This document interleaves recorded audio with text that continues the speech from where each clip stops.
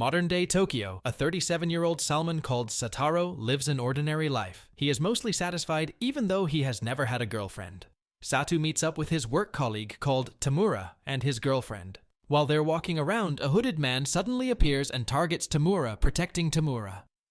Saru pushes him out of the way but gets stabbed himself while he is bleeding on the floor.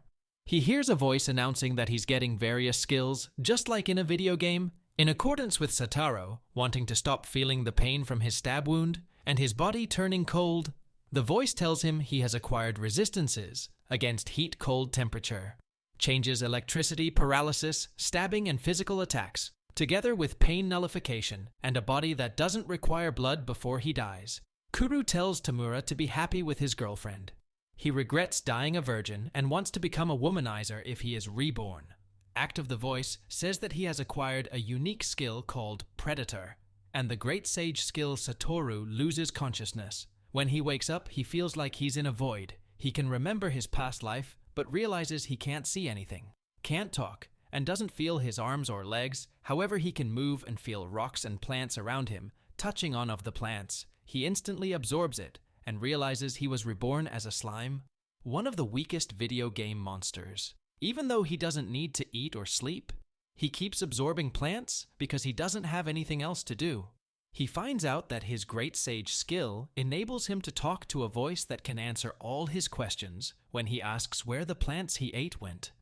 The voice explains that he has a unique skill called Predator. That skill enables him to store beings and objects in his stomach, analyze them, and then acquire their skills.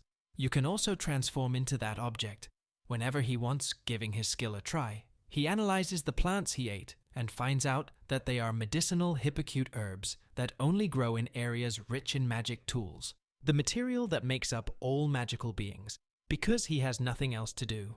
Sato decides to gather all the hippocute herbs in the cave and make lots of healing potions inside of his body. Afterwards, he starts gathering valuable magic, but he doesn't look where he's going, falls down the flight of strange stairs. Even though he doesn't feel pain, he finds out he can take damage. Luckily, he has the self-regeneration skill that quickly heals him. Suddenly, Sator hears a deep voice talking to him in his head, realizing Sator can see him.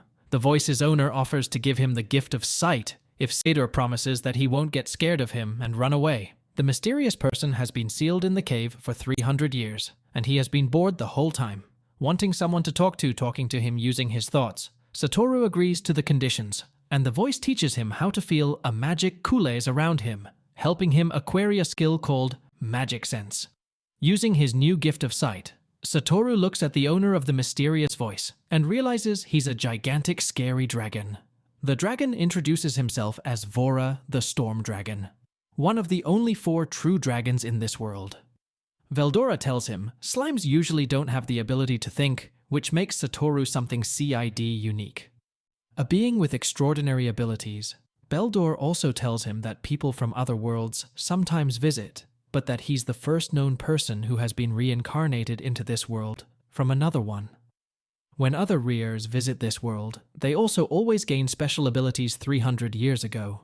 Vior destroyed a whole town by mistake. A powerful female hero then defeated him and used a skill called Ultimate Imprisonment to seal him inside a cave.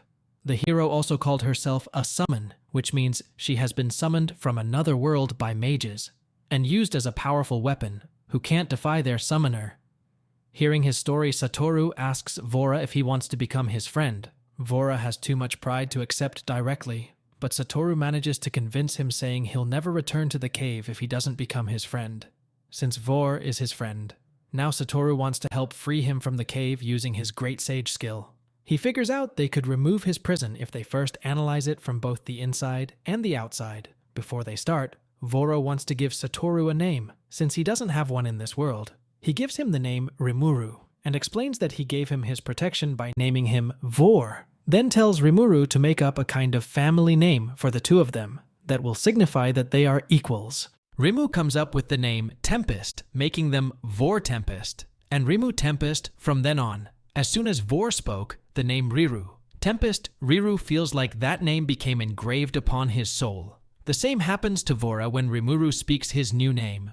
Vora lets Rimuru absorb him together with the ultimate imprisonment, so they can both start analyzing it in order to break it someday in the Great Forest of Jura, where Rimuru's cave is located. There are several countries in the Kingdom of Bloomin. A minister called Vard and a guildmaster called Fuse are troubled because Vor disappeared from the cave he was sealed in.